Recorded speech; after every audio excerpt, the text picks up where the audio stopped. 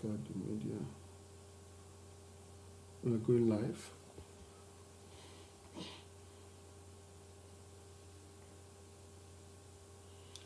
Yeah, good morning, good afternoon, good evening, wherever you are watching us from. You're welcome to the Mentors Show. You're welcome to the Mentors Show tonight. I'm your host, Dr.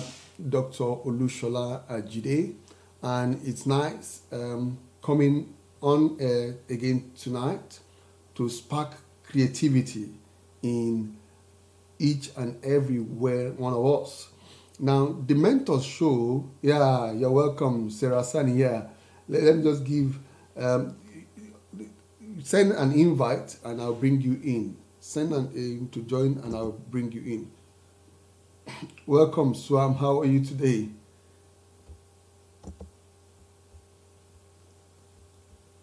So on the Mentors Show,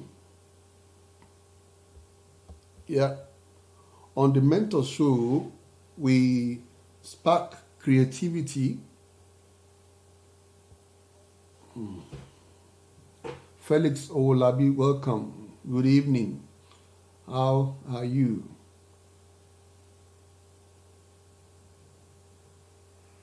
Hey, welcome, Sarah. Welcome. Yeah, it's nice having you here, and it's a privilege. Thank you so much for coming with us. I know you're a very busy person, quite very busy, and so, ladies and gentlemen, tonight this is the Mentors Show where we spark and inspire you to be a person of impact in your community, in your country, and on your continent. And on this show, we are trying to help you to extend yourself, to break down all those barriers and all those inhibitions, as it were, that is telling you that you cannot do or become who you desire to be, to break down all those belief systems. So, and tonight we have a wonderful guest in our midst, Miss Sarah Sani, a very prolific, wonderful moralist, a person that is outstanding even in our project. If you see some of the projects that you can, after this show, please just go and follow her on her Facebook page, and you see wonderful work that she's been doing. She's been doing projects across Nigeria, even in Dubai, and I believe very soon all over the world. Why not? From Nigeria to the world. So I believe very soon she'll be handling projects in America, in Germany, in Australia, and everywhere. So she is a person of great talent, great skill, and a person. Let me just stop and let's hear from her so that it could be very interesting. Welcome, Ajala Adeshola. Welcome, a new thing. Welcome. So let's go for it. Who is Miss Sarah Sani? Good evening. Thank you. Yeah. For having me on this. This will be share the little knowledge I have. My name is Sarah. Okay. Asoni. I coined out my business name from my original name. Okay. I changed the spelling so that I can have my own personality and Okay. the business can have its own image. Okay. I am from Oyo State, Ibadan. Interesting. I am mixed breed. My mom is from Benue. So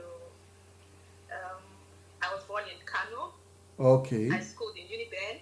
Wow. I served in Ogo State. Wow. So I have tried to go Everywhere. around the country. Somehow.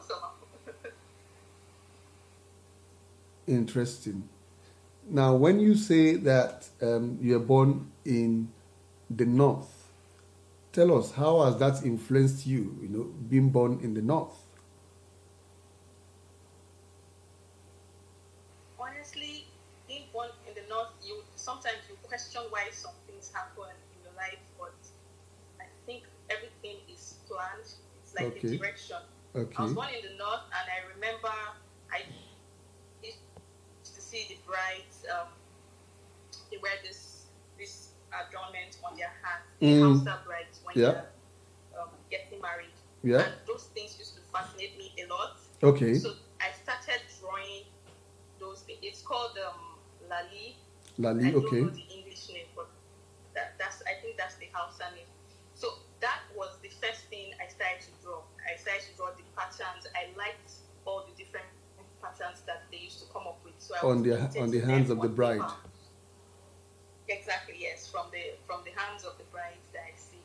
And I was imitating, I think I was about 6 years or 7 years old before I then moved to drawing cartoons from my comic books. So you can see that being born in the North was what inspired, I think that's what inspired this entire thing. Interesting. Seeing those things was just amazing to me, and that's how it started from age 6, 7. Age 6, 7. Wow. So the dream, imagine, and that's confirms in child evangelism. When I went through there's a research that says that whatever a child will become from the age of 0 to 5, the child are already determined what they want to become. So, so you could see, and you seem to be made up your mind on what you're, even though you don't know you're going to become doing this.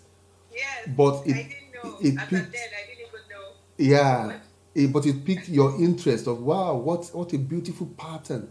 And if you look at that Lali that you're talking about, there's such a fineness, such a fine patience of drawing the line, the patterns, Exactly. drawing the lines, the patterns, and the beauty of that. Wow, quite very interesting. So now, so having grown on the north, now what now did you go to study in school? I studied computer science. I used to draw a lot from age 6, 10 to my teenage years. Okay. Biology in school, geography, intro tech, all the subjects that had drawing. I liked it so much. But when it was time to get to the university, I was a little bit confused as to what to do. But I thought, oh, the world is going technological, so let me just join the computer world. Okay. And maybe I'll find a way to merge your the drawing into the computer. So I did computer science. When I got to the university, it was a different ball game.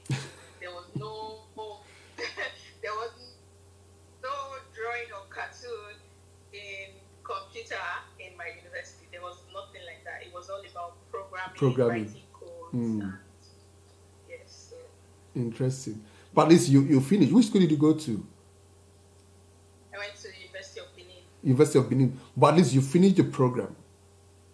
I did. I finished. Yeah, but you see, it's interesting because if you look at it, that even for someone who is already interested in drawing lines, there is already a logical way to it. The issue of aspect ratio in everything. And if you now look at it based on the way the computer works, it's just based on that same logic of the programming, of the sequence. There's a sequence of, so there's still computational mathematics and all those stuff. So there's still an element of it, even though you might not want to sit in front of the computer writing code, writing codes and all that. Very, very interesting. So now, if you look at your projects now, how did you now veer back? After the school, how do you now go back into this particular way of, okay, I want to now begin to do realism. I want to begin to do these morals. I want to, because there are various aspects of art, isn't it? Yeah. Yes, correct. So after finishing my program, I got a job as in the line of computing for about 3 years. I was doing computing, I was programming, but I wasn't very happy at the job. I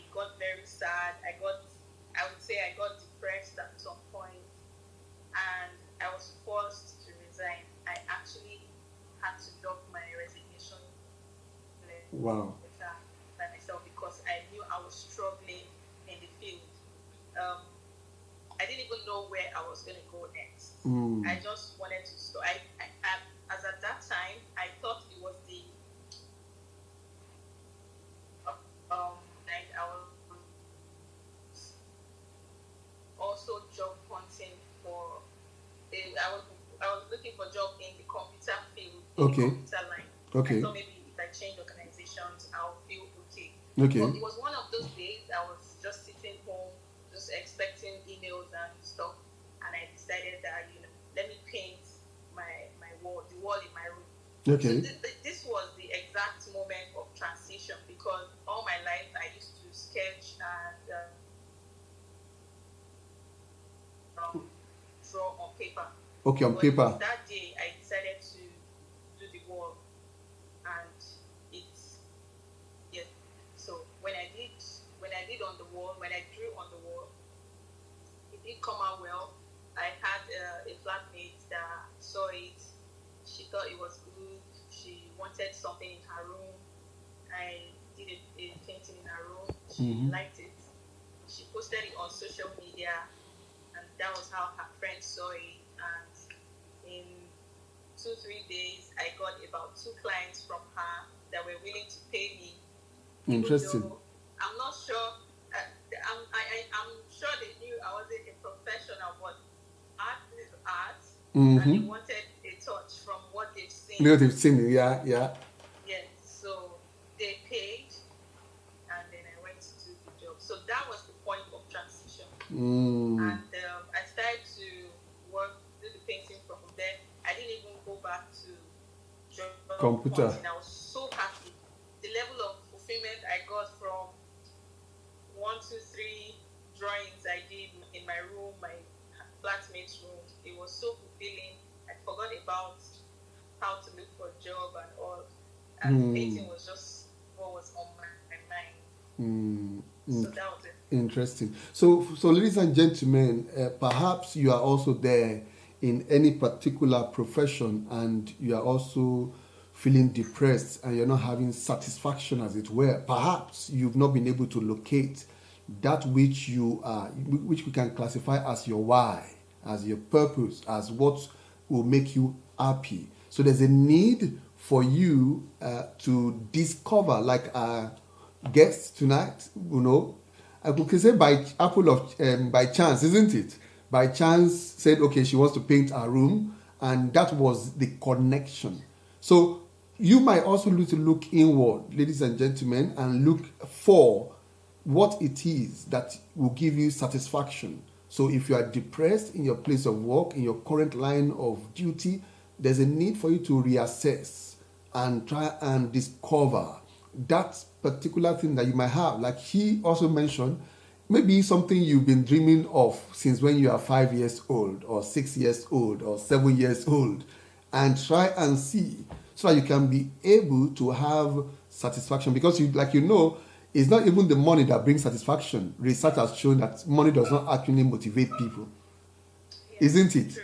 So money doesn't motivate people. So even if you have gotten someone that says, oh, we'll pay you 60 million, you just say, no, I'm not in for that. Money does not really motivate. Is when you feel that you are feeling satisfaction, you feel that you are doing something you love doing. Even if they're not going to pay you, so it's important that we as people need to discover. Somebody is asking, Shezi Art is saying, why are you holding your smile back? No, she's not holding her smile back.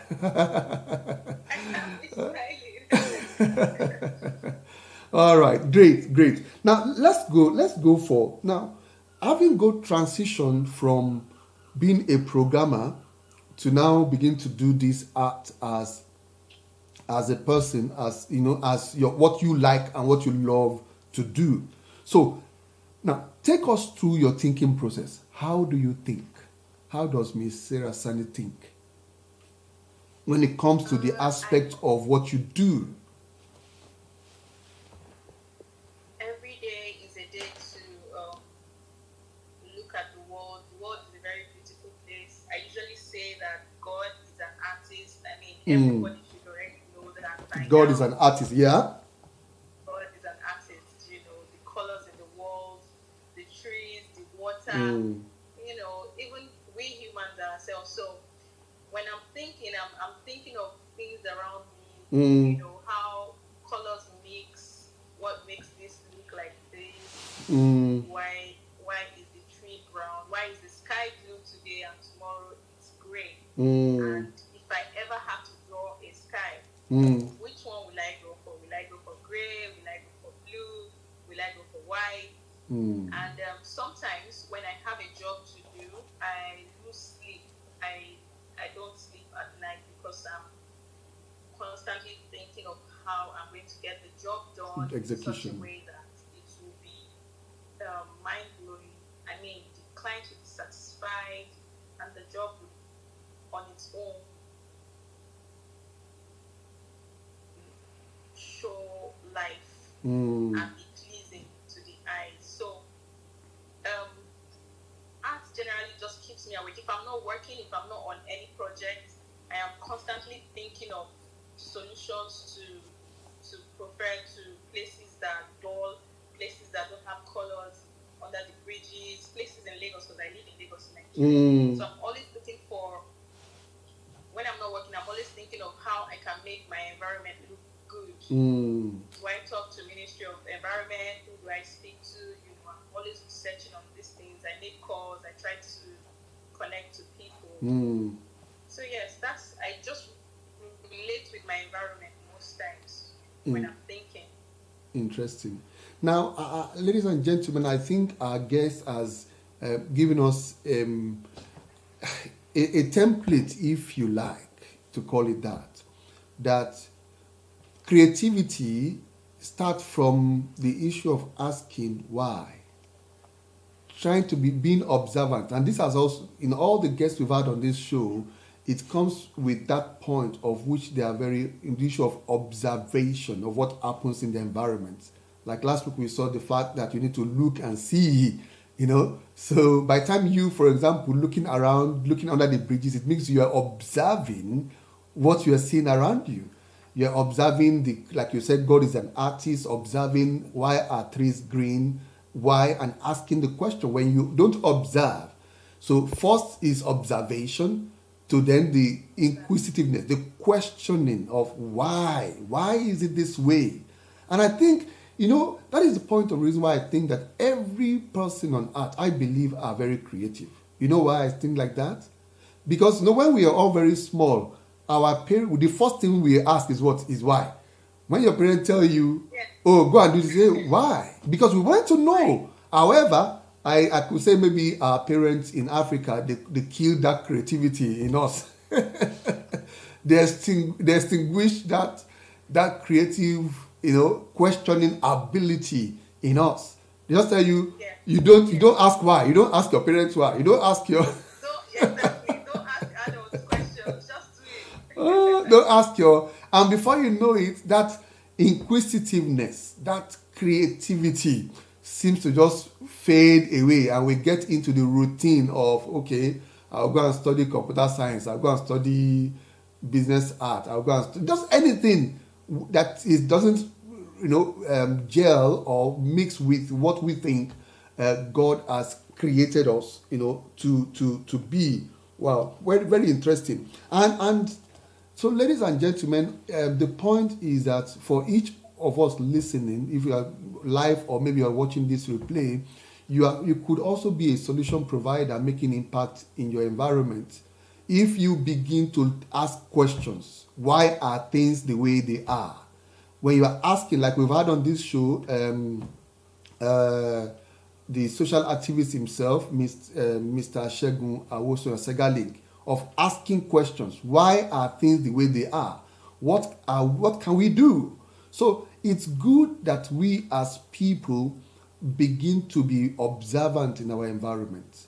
Whichever country you are, there are solutions, there are problems which you, like you said, now, how can we solve this problem? What can I do to solve this problem? How can I mix this color? Why is this color different from this color? And it's very interesting that you even mentioned that you are asking why is the sky blue today and tomorrow is not. Even for me, I've not even observed it that way.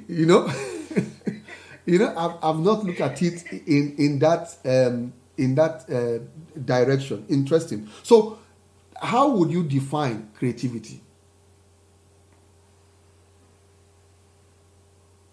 I think that creativity is how it is in your mind.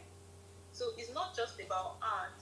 I mean, if you're cooking, it's creativity. If you're an engineer and you know how metals are supposed to join together, it's creativity. So it's how it is in your mind.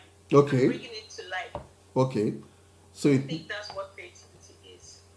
So you think it's how it is in your mind and bringing it to life. So it means someone should first look inwards. So you are saying creativity is not actually out there. It's not actually outside. It's first and foremost inside of us, isn't it? It's inside, yes. Just like you said the other time, every one of us is creative. And I think that is what it is. It's just that some people do not maximize their creativity because they don't look inside of them. They're always looking to catch it out there as if it's hanging. It's not there, it's inside of you.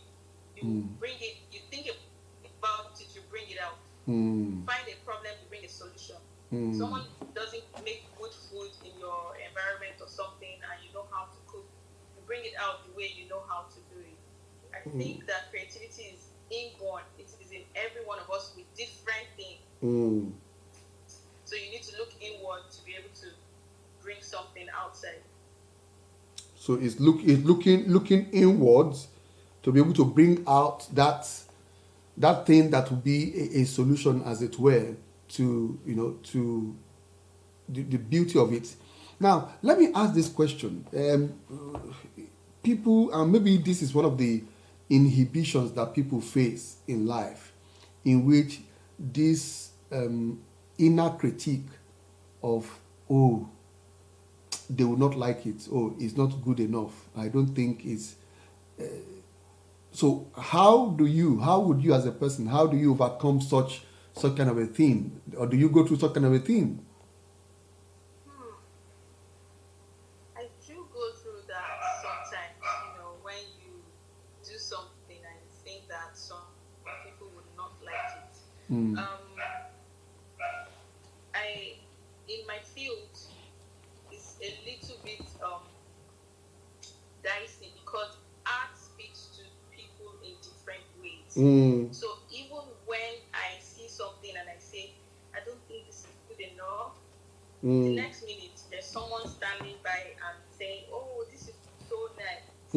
So art speaks to people in different ways. People see art in different light. So in my field, it's a little bit different because one thing that does not appeal to someone might appeal to another person. But those times when I'm doubting if my work is good or not, I still try to give it the best. Most of my paintings are for people. I haven't started doing paints for myself. So those paints that I do for people on people's locations, people's walls, people's sites, I mostly interact with the clients. I like to bring out what they have in their mind, and because they cannot draw, I feel like I'm there for them as a person, as a tool to help bring out what they have in mind. So if I'm doubting if the work is not good enough, I definitely go back and talk to them. What do you think? Do you like this? If they say yes, then we're good. If it's no, I ask what they want, how they want the improvement to go, and then I follow. The customers are always right.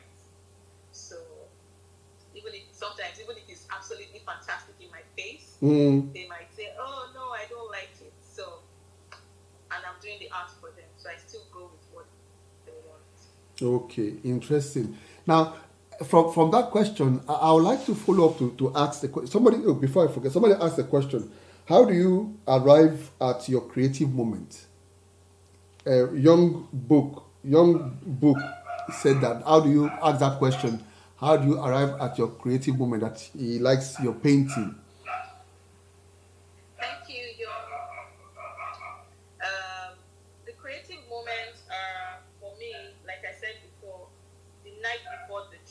Okay. I lose sleep on the job, or I lose sleep on that night before I go for a project, because I'm thinking like, what do I do to make this the best of what I can do? So it's at that moment I try to figure it out. I don't even sketch at that night. I don't sketch anything. It's like all in my head. I'm thinking, what do I do? How do I do this? How do I do that? Even though we might have already agreed or finalized on design concept, or but I just still lose sleep, and I know that that's the moment I'm trying to work around what I'm going to do. That's the moment the creative thing comes in. How I'm going to do it differently. Okay. Now, from what you said now, do you use computer concepts, design, 3D to have how it will look? Do you do that? Yes, we sometimes use computer um, programs in which, again, because I don't like computers very much.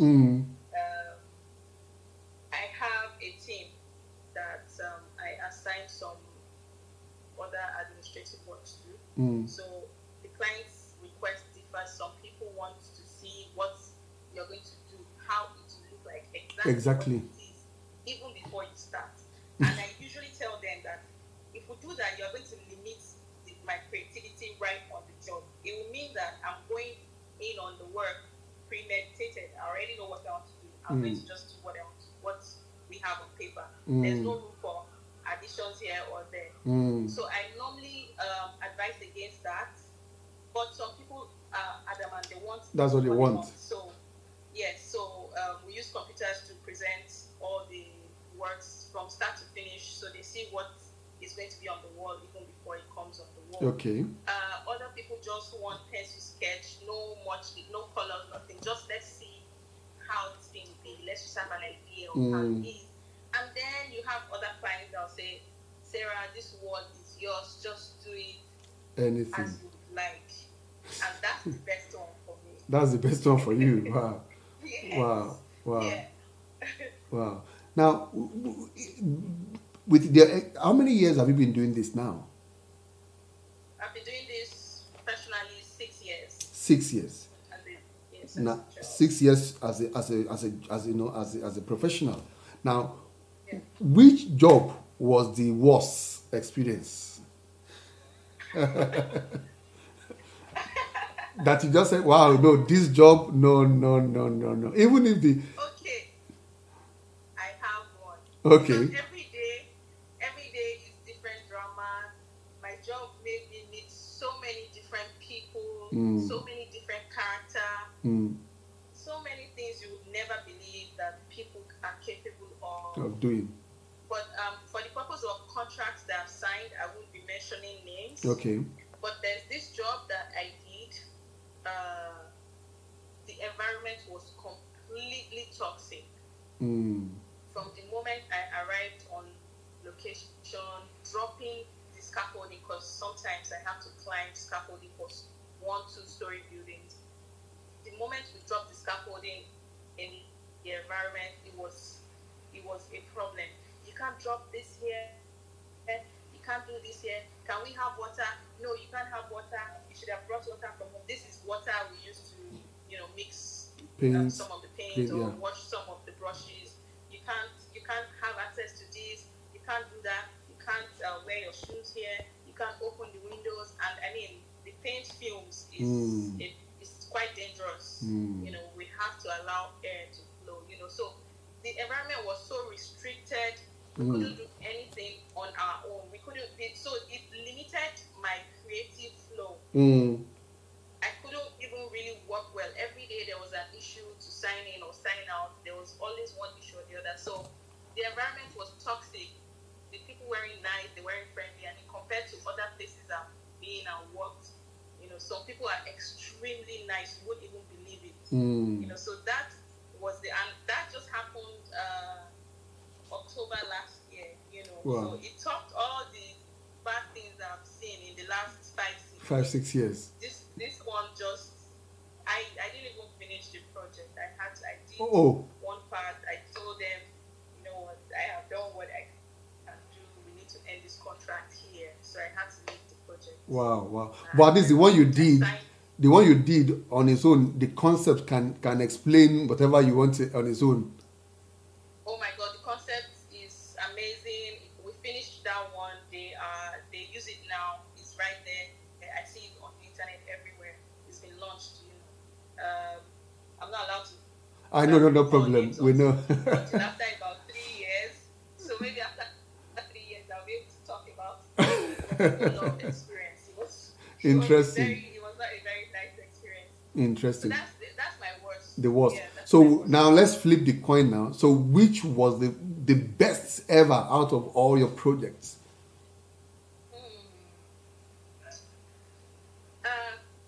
It's two. Two, okay. And I'm not trying to be biased or I don't know how else to put it, but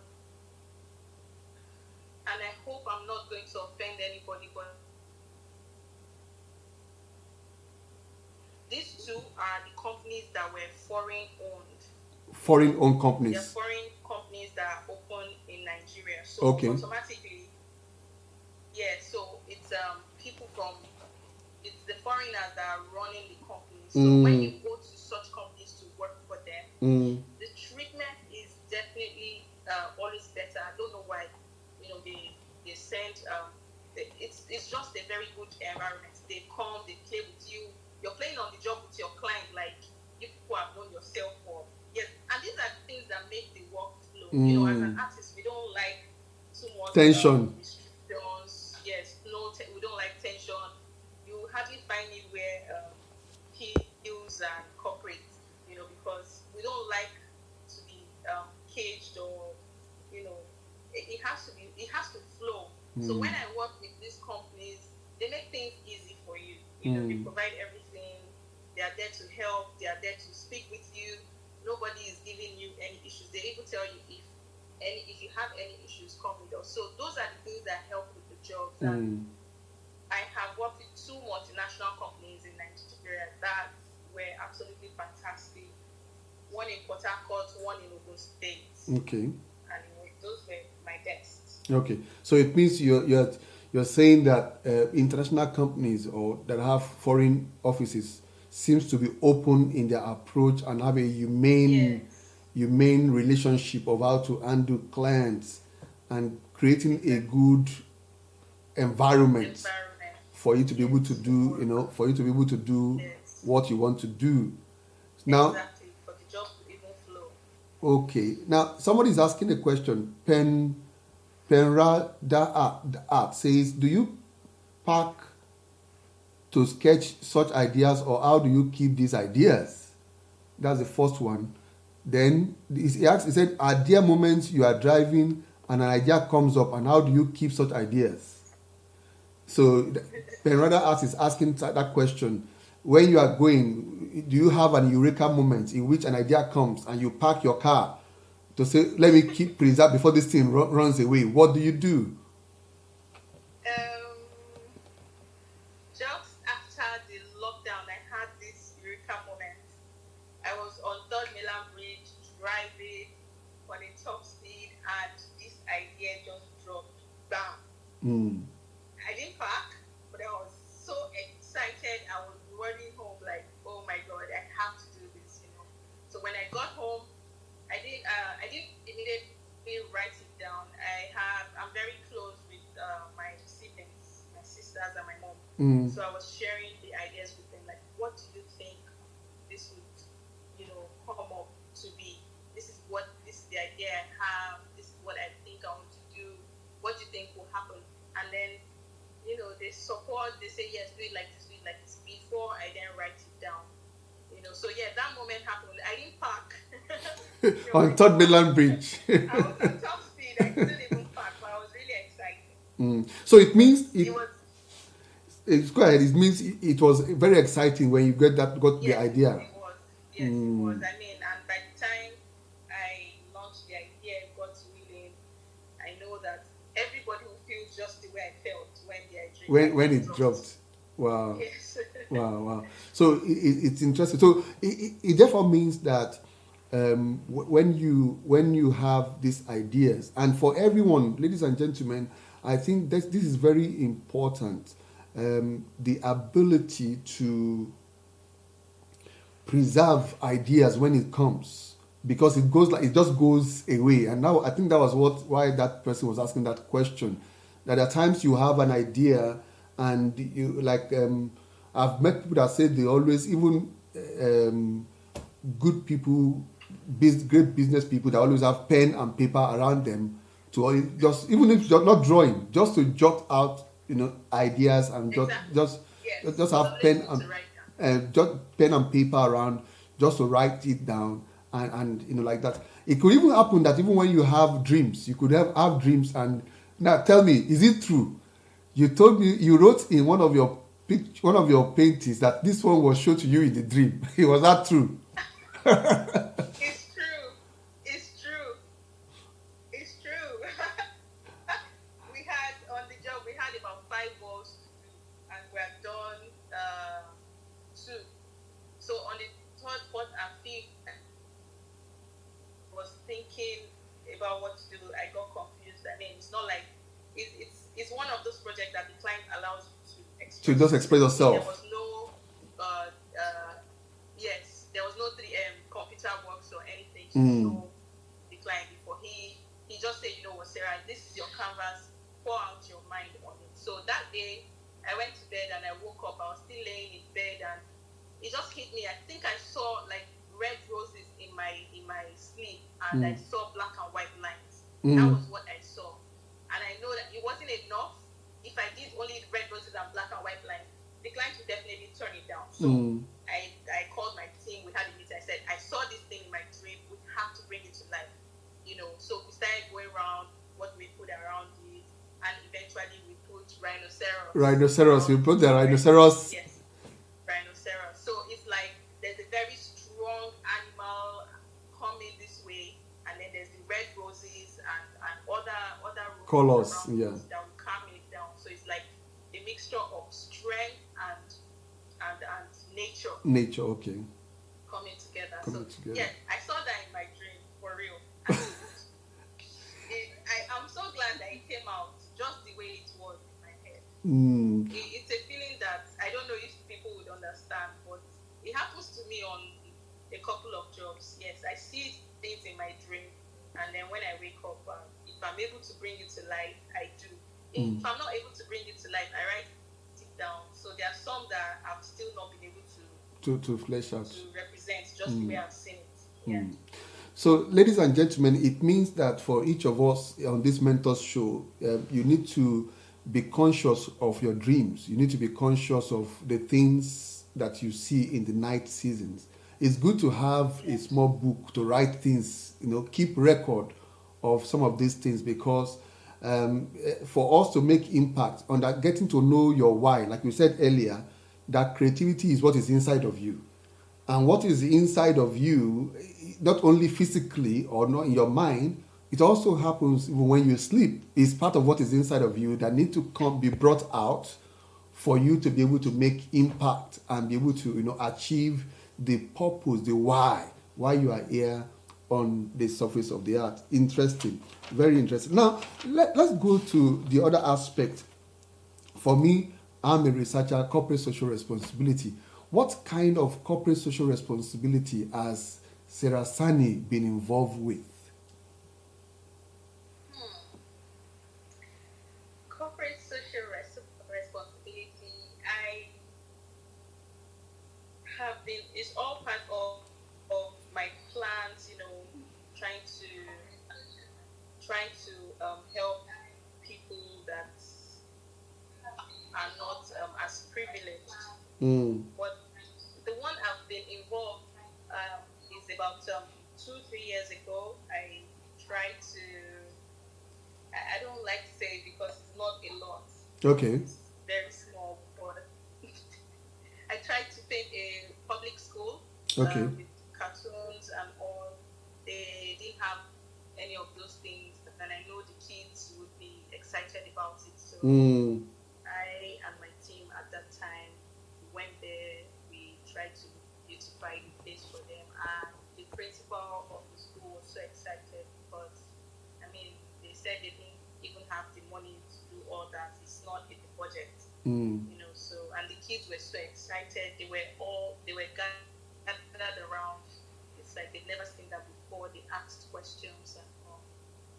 I haven't done too much of corporate social responsibility. I'm very ashamed to say that, but it's all in the works. I mean, I have been planning on going to the north to IDP camps and all to see how we can bring art to them. I don't think they even know much about art.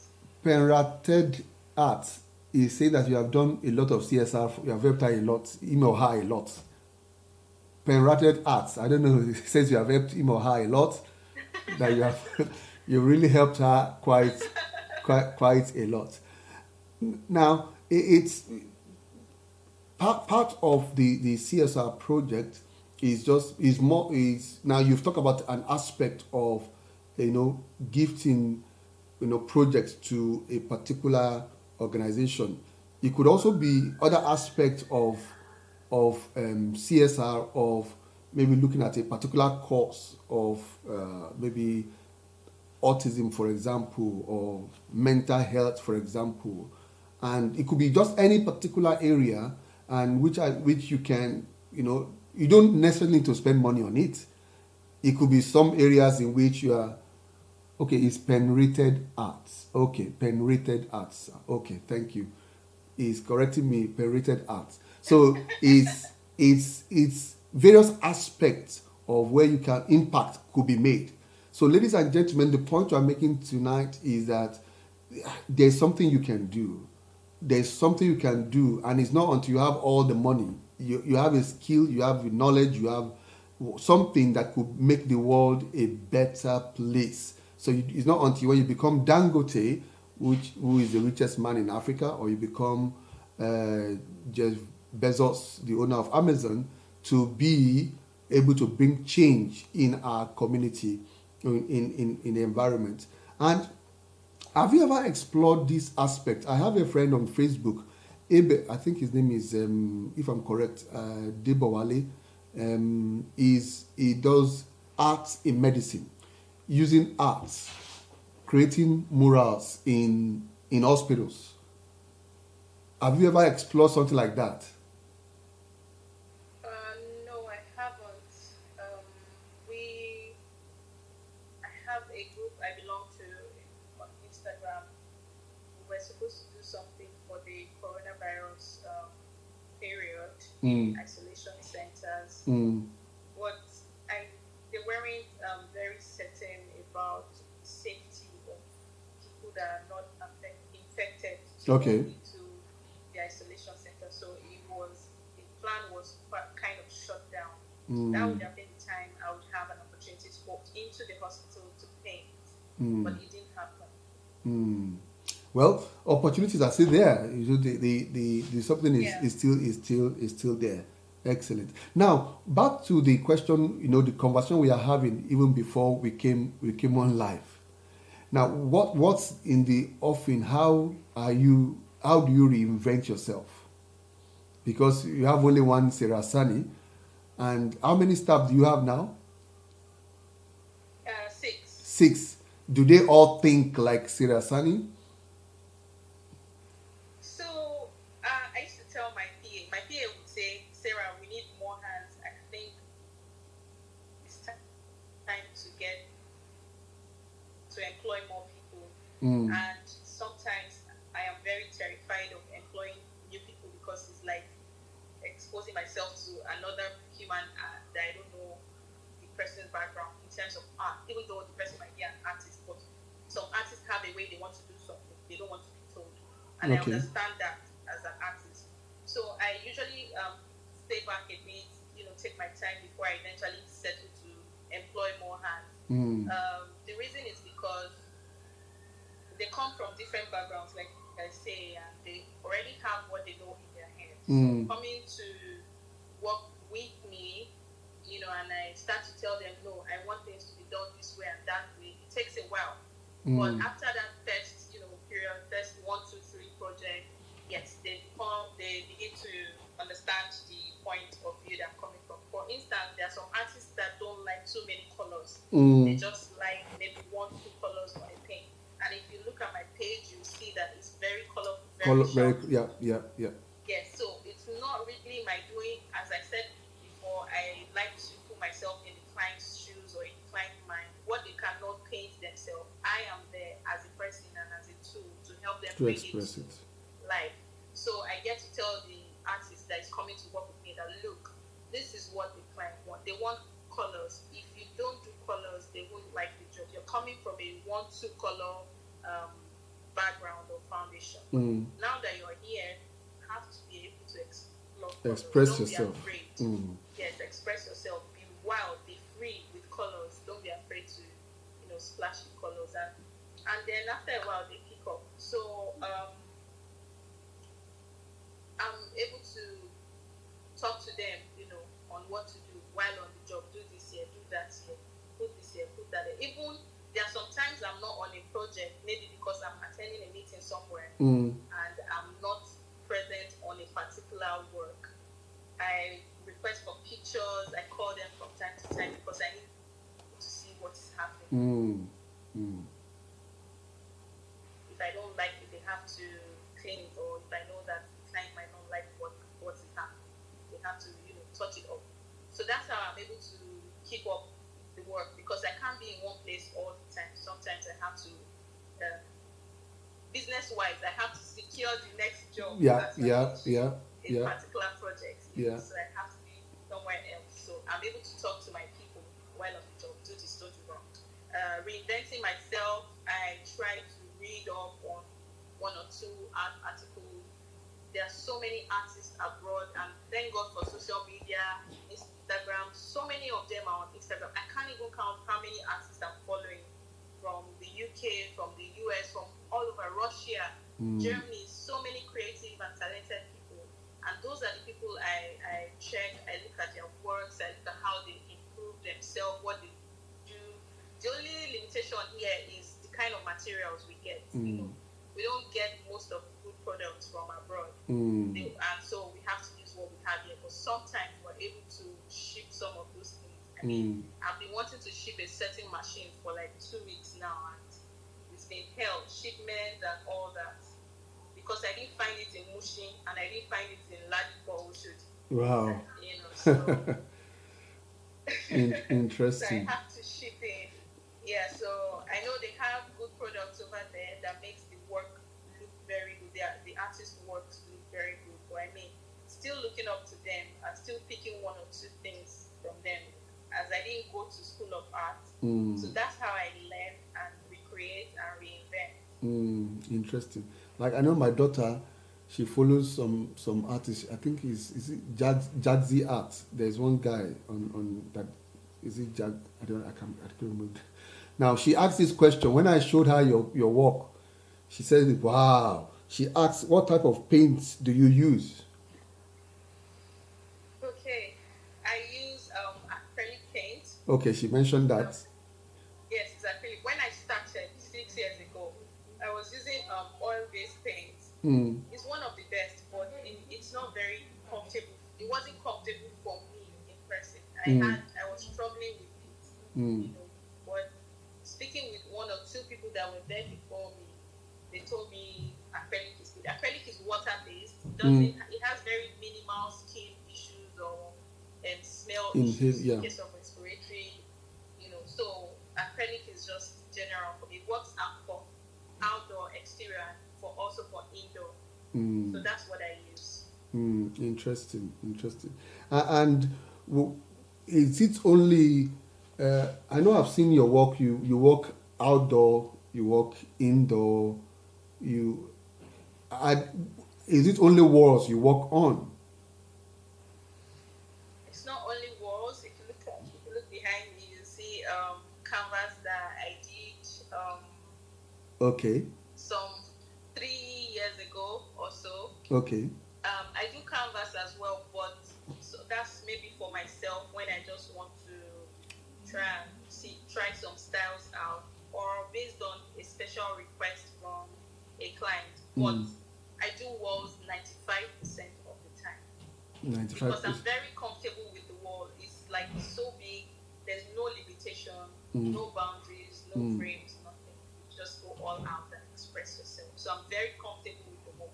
That's why. That now when I look at your some of your jobs, like the one, I think the one that stood out for me, the one of the roulettes. Oh, The okay. and I think if I'm correct, that was your first picture I saw on, and that was when I began to trace you on Twitter.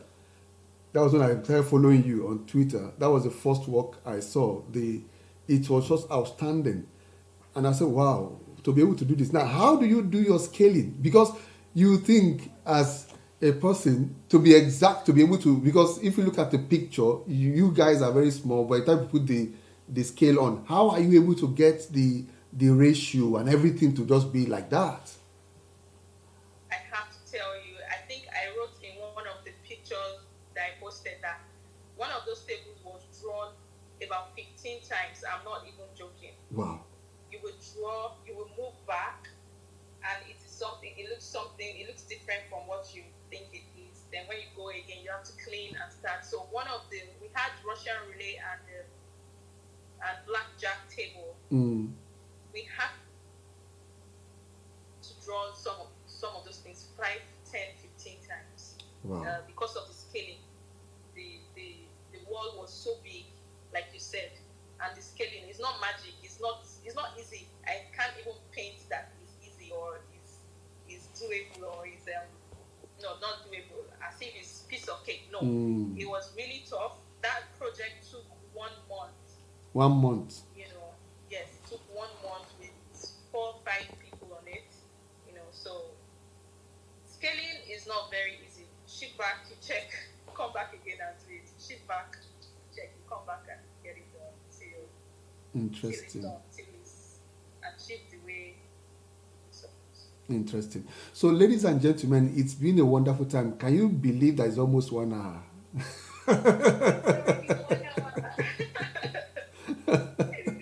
It's just wonderful because it's quite, wow, great. So the point is, ladies and gentlemen, as you watch this tonight, is that you can also begin to live your dream. As our guest tonight is living her dream, doing what she likes and loves to do, and which is giving her satisfaction. And not only that, she's giving her satisfaction, she's also adding value and making other people to smile, to laugh. Because all our clients, when she do a good job, the clients are happy and they are smiling, and she's putting smiles, as it were, on the faces of all our clients. So you too, as a person, wherever you are watching this from, all over the world, you can also begin to make people to smile. If only you discover your why. Discover that thing that is your passion, that you want to release yourself into, so that you can be able to begin to make impact. I believe strongly that in some couple of months and years, our guest tonight will be one of the best products out of Africa to the world. I seriously believe it. I seriously believe it. Africa to know that you'll be doing projects like I saw the project you did in Dubai. You'll be doing projects in South Africa, in Kenya, all over the world, going everywhere. And I know that it's quite a wonderful time. So thank you so much for coming to spark creativity so in us tonight. It's just wonderful. Thank you for having us. I feel really happy to be here. Thank you for having me. Thank you so much. So please, you need to go and sleep. You told me you've not slept, so you now need you need to go and find time to rest. Because I should have even asked that question. How do you unwind? I forgot to ask that question. How do you unwind? I don't unwind. I'm a total introvert, but I love to watch movies. So when I have small breaks, when I see a movie, it's like a reset for me. Like seeing another part of life. It helps calm me down. Okay. It helps bring you. It helps bring you out of the thinking of the color painting. Yes. Like the intro which I got from your page, it says, "I love color." they speak to me. They say, use me, use me. I like that, you know. I like that. I think you did it for, was it TVC interview Yes, or for TVC.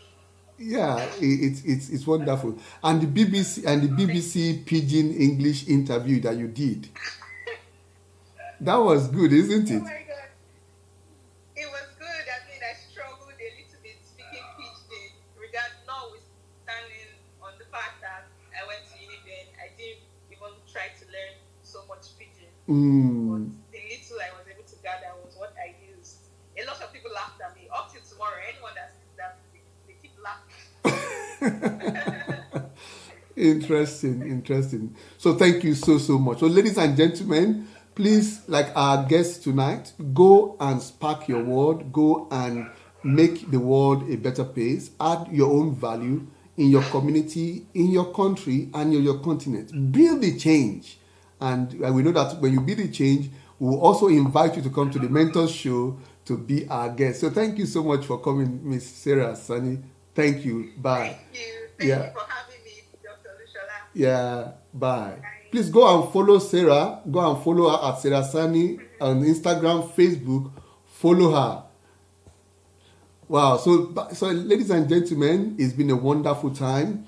So see you again on Friday. We have a wonderful guest coming on Friday. Another creative person. This time, a person that has Miss Eloho.